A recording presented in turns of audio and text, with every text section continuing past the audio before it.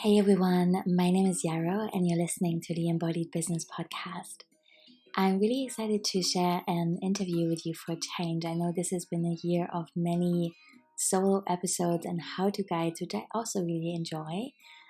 But it's been great to speak to Hannah of A Handpicked Life about her business story, her relationship to social media, and how she arrived at a business model that now really works for her.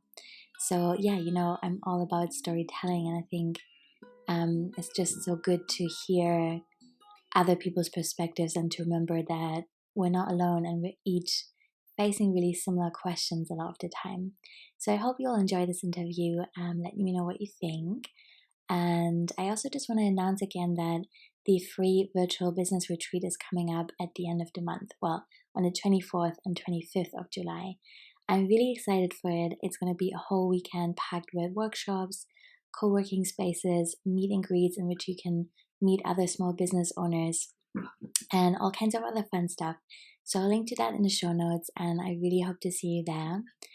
Otherwise, we just had the first session for my new course, Create and Launch, yesterday. It was really great. I'm so happy to see what people are working on. And I'm really enjoying this new format, and we'll do that again soon if you like. And then finally, Embodied Business Community is opening 15 spots at the end of August. So if you're interested in that, please get on the wait list so that I can let you know about it when it opens. And it would be great to have you there as well. Bye. Hey everyone, I'm speaking to Hannah of A Handpicked Life today. And I'm really excited for this conversation because Hannah reached out a few weeks ago and we got to talk about our businesses, about social media, about our approaches, and also about what it's been like to start or grow in a business in lockdown in the pandemic. And I'm just so excited to talk about this. I'm sure that Hannah has a lot of things to share that will sparkle you as well or give you some food for thought. And it's just always beautiful to speak to other like minded small business owners. So, Hannah, thank you so much for joining us today. I'm really excited to talk to you. Thank you so much for having me. It's great to be here. Yeah. So let's begin with where you're at right now. What is your work all about and how has that come to be? Yeah, so A Handpicked Life is a life and wellbeing coaching membership that I run in partnership with my auntie, actually. And it's all about guiding people to find personal freedom and to live a life that they love. So we specialize in supporting people using somatic practices and like tapping into natural cycles that kind of support them on their journey to kind of getting to a place of contentment and joy. I would say it's not always about like the end goal of like, I want to grow a business, I want to, like school my child in a different way, whatever that is. It's more about creating like a foundation for your well-being, and from that place you can kind of like create a life that has meaning and purpose to you, essentially. So the business kind of came out of conversations with my auntie and I. She'd been on this path for a long time, and I kind of like traveled and came home like a few years ago now, and like I felt super confined by what was expected of me. Like I was quite like academic, and I always kind of followed the path. So it was like, university, school, like really like a regimented, and then I got like a regimented path, and I got a career in like my dream job, and I just didn't make me happy. So I kind of we kind of really connected at a point of crisis in my life, where I just didn't really know what I wanted, but I knew that it wasn't kind of this lifestyle. And she started coaching me, and from that we kind of like, I think she saw like a lot of herself and her journey reflected in me, and really like kind of like she kind of had a similar sort of experience. She traveled and kind of got to this point where she was like, oh my god, like I can't continue this lifestyle anymore, I need to do something different. So yeah, like when she was coaching me, we kind of like so we started coaching together, and through that coaching relationship, she'd been in the health and wellbeing industry for about 30 years, and we started having conversations about like the work we've both been doing, and kind of like developed this, we started kind of identifying like things that we kind of wish that we would have known when we started on this journey. And we found a lot of accountability and support in each other as we were kind of like on this journey together. So through our coaching relationship, birthed this partnership, which is now A Handpicked Life. And essentially, we're just providing people with the tools and resources that have helped us, and also the support and accountability to like see your dreams through. Because it's like you can think of all these like amazing dreams and things that you want to do, but actually taking action on them and making your reality is like the hardest part, right? So, yeah. Yeah, absolutely. That is the hardest part. And there's so many keywords here that you mentioned that I really love, like the embodiment piece of letting it be something that we think about, but that we also integrate in our bodies, and being in community with that, I think is so important, because you're right. It is beautiful to write it in our journal and have these ideas, but to actually make it happen is a different thing. And I think the consistency and building these new habits can be really hard if you have to do it alone. So, yeah, great. That's beautiful. It's such a nice story of how it came to be really organically, out of your own process and with someone you really love and already know. So that's great. Yeah. Um, I want to ask also what you've learned since you started out, what works and what doesn't. And before you share, there's a slight rustling on your end. It's not a big deal at all, and it has just gone, but it might be either your hair rustling again or do next. I'm really excited to hear more. Yeah. So I think like the biggest thing that I've learned kind of on this journey of growing, like starting and growing this business, is like actually getting to know myself a lot more. Um, I think they always say like about business, like, you know, if you want like a personal development journey, start a business because everything's going to come up. And I really think that that's true. Um, and it's been really helpful to me, for me to kind of notice. I think because we run a mindful business and I have quite a solid practice, I can be quite conscious and really notice where I'm kind of out of balance, and when I'm kind of like really in kind of stress mode and just powering through, just creating for the sake of creating, and when I'm kind of really in flow. So I think for me, like, I've kind of learned like to notice when I'm in those patterns and to kind of really draw back and yeah, make sure that I'm kind of in balance, because I think that's super important. Like for me, I have a super masculine, like forward motion energy. So I'm Aries sun, Aries moon, like really, and Capricorn rising. So I'm just like production is like my thing. So I think for me, it was like learning about that and noticing it as a strength, but actually out of balance, it's a weakness. So for me, it was like, right, okay, like when am I kind of getting to that point where I'm just like powering through for the sake of powering through and actually making myself feel awful? And as the result, then I don't really want to kind of put the time into my business. But the whole reason I kind of started a business myself was because I wanted personal freedom. And I'm not giving myself that personal freedom when I'm out of balance and I'm in that constant productivity mode. So for me, yeah, like I've learned just so much about myself and like where I'm kind of like, where I need to heal, where I need to kind of bring more of that kind of like feminine flow energy, trusting that things are coming and trusting in divine timing as well. Like the other day I was writing a blog and like, when you just like feel like you're hitting your head against a brick wall. And it was like, I was really forcing it. And just because I needed to do it, because then I could create all my social media content and then I could like, do all the things. But I was like, it wasn't kind of clicking in. And then I kind of realized what I was doing. And then it's like taking a step back from that and then being like, right, okay, trust it. This is going to come. Like, go and do something creative, like get out of your head for a bit. And then a whole new idea came that took me in a completely different direction, which felt really aligned and right. So yeah, I think that it's definitely just that journey of like knowing yourself that's been the most interesting for me. Yeah, that makes sense. That is so beautiful. I think it takes many of us a long time until we can give ourselves permission to shift away from something we said we were going to do, because I think there's just so many hats that you're wearing, especially in the beginning. You are your product development team and your bookkeeper and your customer care person and social media. And so in a way it makes sense to have a schedule and to batch things sometimes and get organized around this stuff. And also there's this beautiful piece of just letting it come when it comes and making space in our own practices to allow more time and energy and spaciousness for creativity and intuition, right? Absolutely, yeah. And I think that like it's just important to recognize like, kind of where you need more of that kind of structure and when you need some of that, like when you need to lean into that kind of energy that's, a bit more free flowing and creative. Yeah, and that comes with that journey of like, learning about yourself and kind of noticing your tendencies and your strengths that can also be your weakness. Yeah.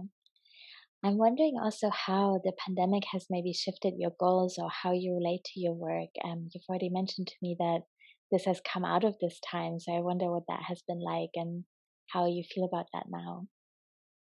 Yeah, I mean, for me, like the pandemic has been a gift, to be honest, in so many ways. Like my business was born from lockdown, and I wonder whether I ever would have made like taken the step forward and actually kind of like created this if I didn't have like the free time that I did have. I feel like that's been the same for so many people. Like obviously it's not been an easy time, but it's also, taking the opportunities uh, that kind of life brings you, I guess. But I think for me, like my perspective really shifted on like the value of community and particularly like an online community because I'm not like somebody that always really valued that online connection. Like I was more of a like face to face kind of person. Like really valued having conversations with people, like verbal conversations as opposed to like communicating through social media or whatever.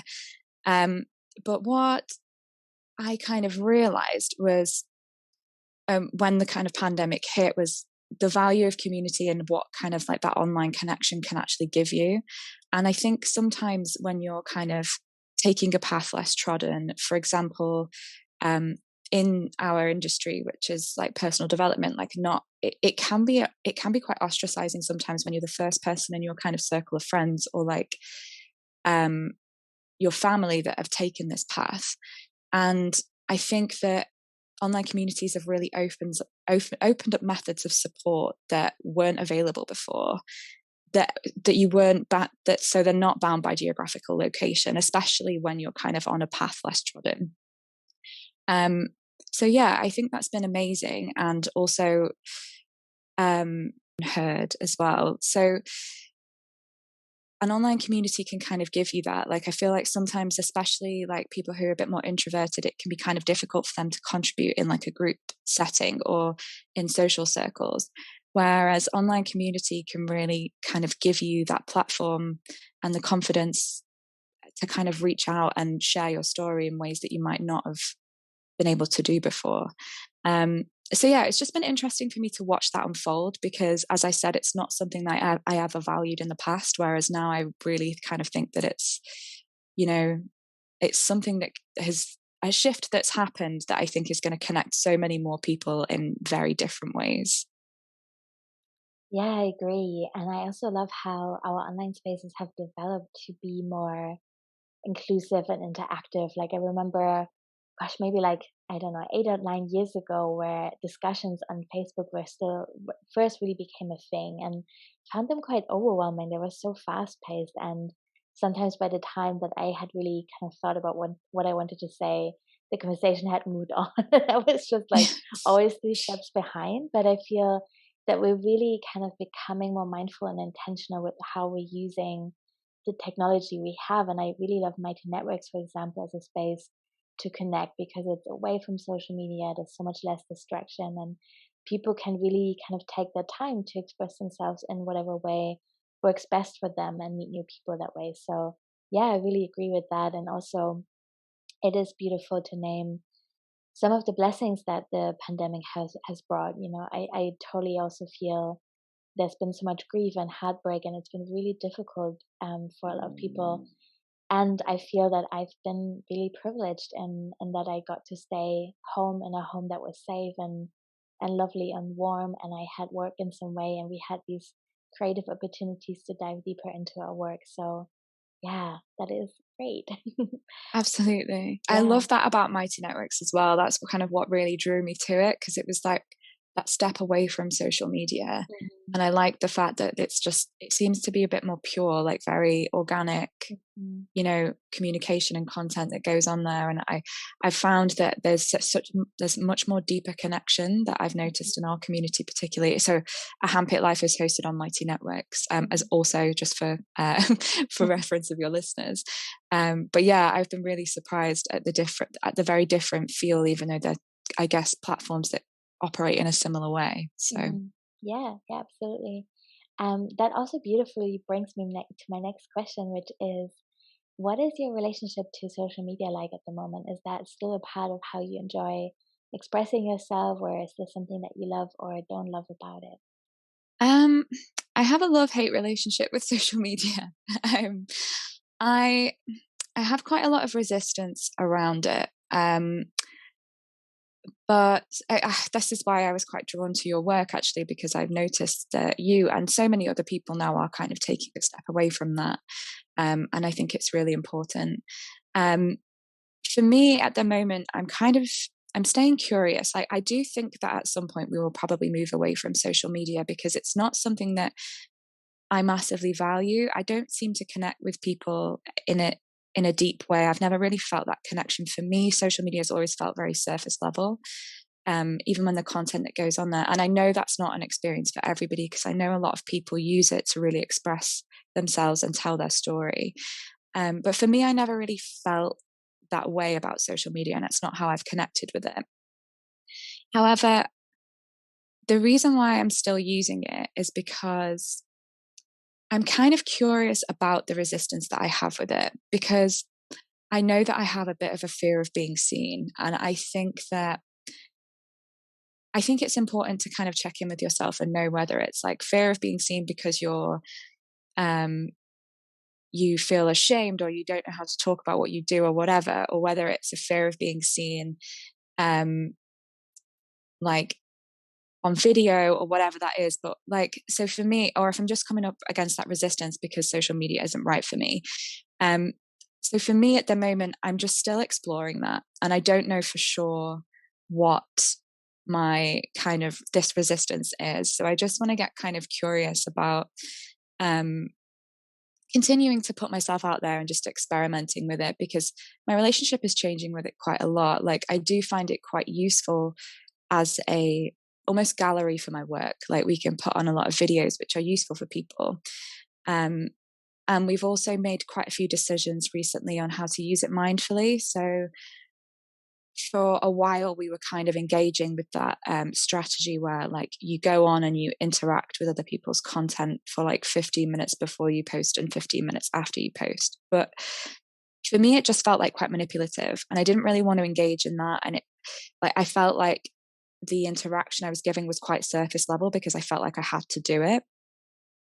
So we've kind of decided to remove ourselves from that game and just put content out there when we feel like it's right and when we feel like it's actually useful for people, and really checking in and making sure we're not just producing for the sake of producing, but like, and just like ticking a box like, oh, I have to post today because it's Monday, or like I feel like I should post because of the algorithm.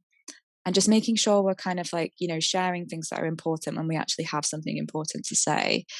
um so yeah, and then adopting a growth strategy where, for example, networking with other businesses, like offering workshops and speaking on podcasts and bringing a new audience in that way.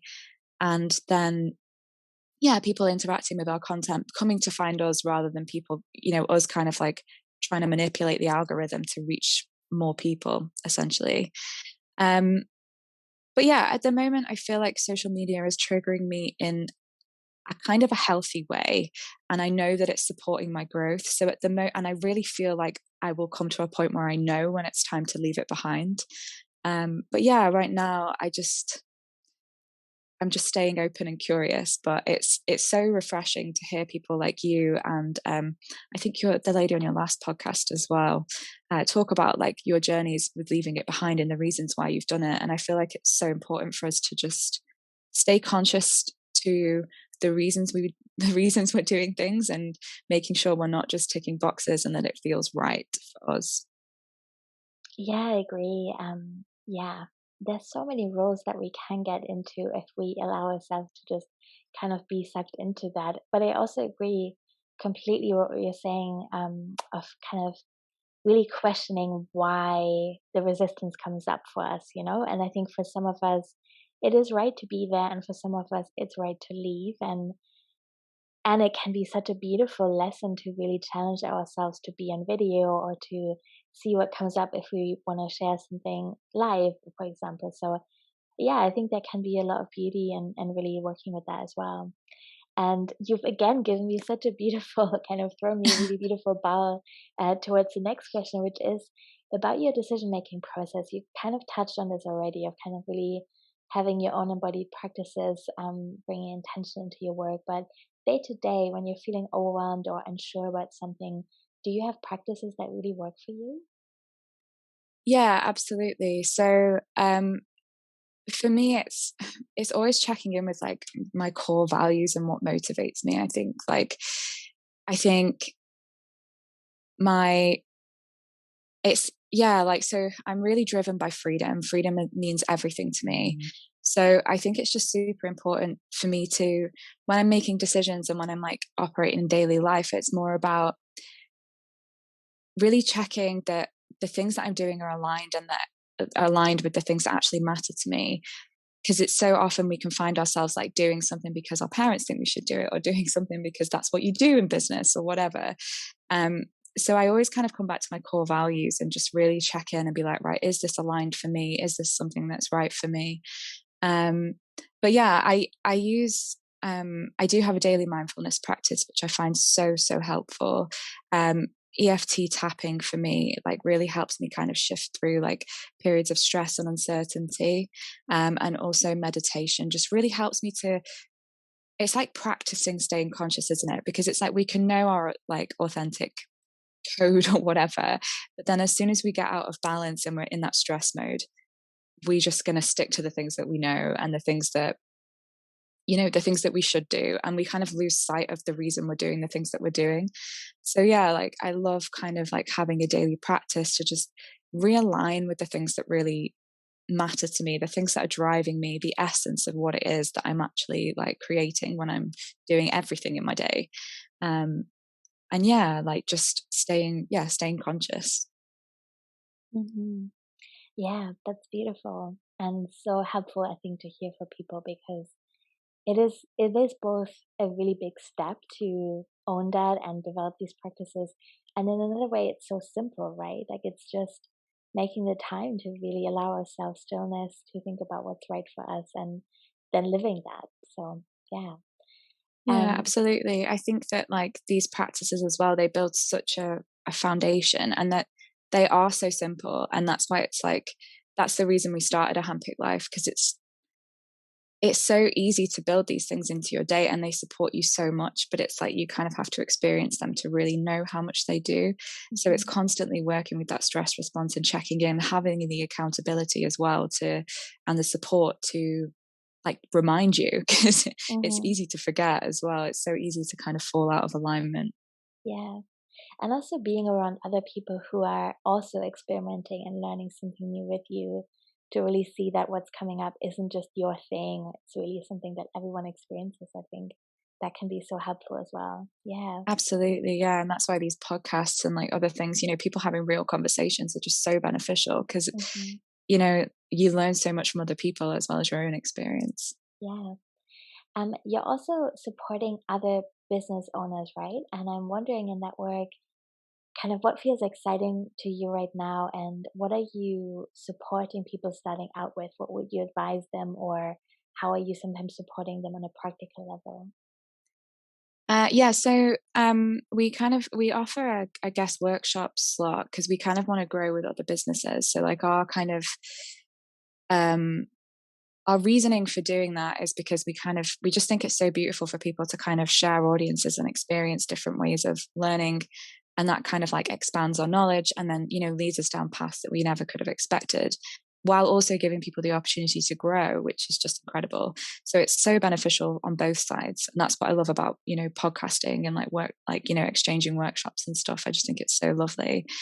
um But in terms of like advice for people starting out in business, I think the thing that kind of I would advise is to just like, for me, like I had like ideas and like intentions for so long, and I was just trying to find the perfect thing. And I think for me, like just starting and taking a step, like for me it was the wrong step. When I started out, like I actually launched a web design service, which for me just, it wasn't really aligned with the things that made me happy.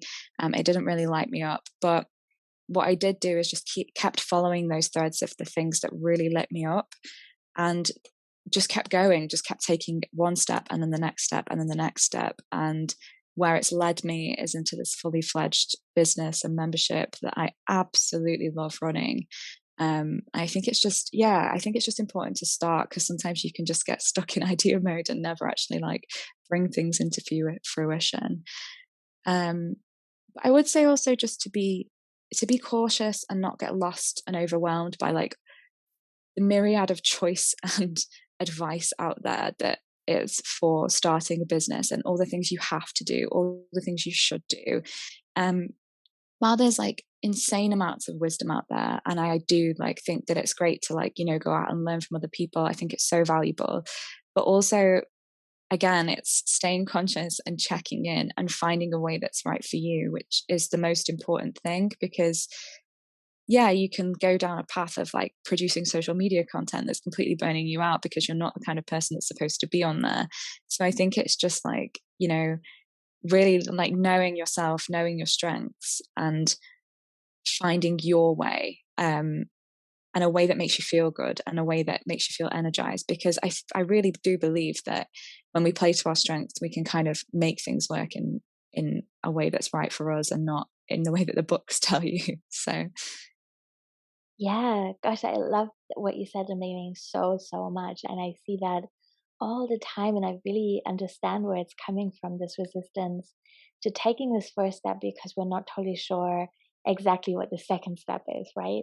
But mhm. I think once we have a website, once we give ourselves some space to play and interact with our own ideas and other people, and we receive feedback, there's so much clarity that's coming in from that process rather than from waiting on it, right? I think I think that's Yeah, something that so many of us kind of tend to do, is that we think like, oh, I have this hunch, like this is the general direction I want to go in, but I don't know exactly what that's going to look like, so I'm going to just wait until I'm totally clear. But actually just doing the thing, sometimes you'll find that it wasn't actually totally right for you, but there's just no way you could have known that without trying it. And there's nothing wrong with evolving kind of in a visible way. Of course, we deserve privacy. That's really beautiful and important as well. But I think we sometimes really underestimate how open and generous and curious people are about what our journey has been like. And we think that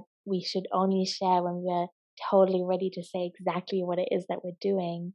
I always find it really interesting to see and hear how people came to do what they're now doing. And if someone has made a few U-turns, I would never feel like, oh my gosh, that's so unprofessional, or maybe this person doesn't really know what they want in life. I'd be like, great, you tried something and then you realized you wanted to try something else. That's great.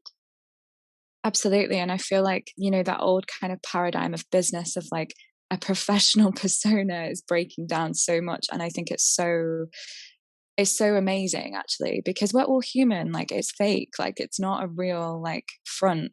And I think if we see each other for who we are and like appreciate that we're all human and we make mistakes and we sometimes we do things we don't, but that aren't aligned, and we're going to just change that, like I feel like people actually have more respect for that. And I think it's important to just own it. Like, if it's not right, it's not right. Like our business, since we launched back in October, our business model's changed a lot. And it's like, you can prepare something and, fine tune it and get it to a point where it's perfect, where you think it's perfect, and you put it out there and people don't understand it, or they, it's not helpful for them. And actually, when you're talking to your audience, you realize that different things are helpful. So, I think it's just important to start and be open to making those changes when you know that they need to be made. And also just keep talking to your audience, because, they're the people you're here to serve and help. And I think that invaluable to get the feedback from them and, make the tweaks and changes that make sense to you. And it's not about listening to them like wholeheartedly, obviously. You don't have to do everything they tell you to do, but it's just like really checking in and like, recognizing what's working, owning it, and then, making those changes if it feels aligned. Mm-hmm. Yes. Gosh, wow. Yeah, we covered so much ground, and I feel like there was some real beauty in there for people starting out and wanting to explore similar things. So before we go, I would love to hear what you're currently offering and where people can find you. So thank you. So my business is called A Handpicked Life, and our business is a life and wellbeing coaching membership. So it essentially helps you build a foundation for your well-being using somatic practices, and it consists of classes and workshops, and like monthly accountability coaching calls, so you can kind of check in with yourself regularly, make sure you're kind of like on track to creating the life you want to live. So you can find us at www.ahandpickedlife.com. And also we offer like a couple of small courses. So we have something called the Happiness Experiment, which you can kind of, it's just like a one-off little course that you can dip into and just experience some of the practices that we offer, and really feel the difference for yourself. Because I think, again, it's like you can understand something till the cows come home, but it's when you put it into practice, you really notice the difference. And that's kind of like everything that we, advocate for. So. Mm-hmm. Oh, yes. And we'll link to that in the show notes as well in case people haven't had a chance to write it down. Thank you so much, Hannah. You shared so much beauty, and I just love the energy of your business and how you approach things. And I really hope that it's giving someone else the confidence and inspiration to try the same. So thank you so much for your time. Thank you so much for having me. It's been an absolute pleasure to speak to you.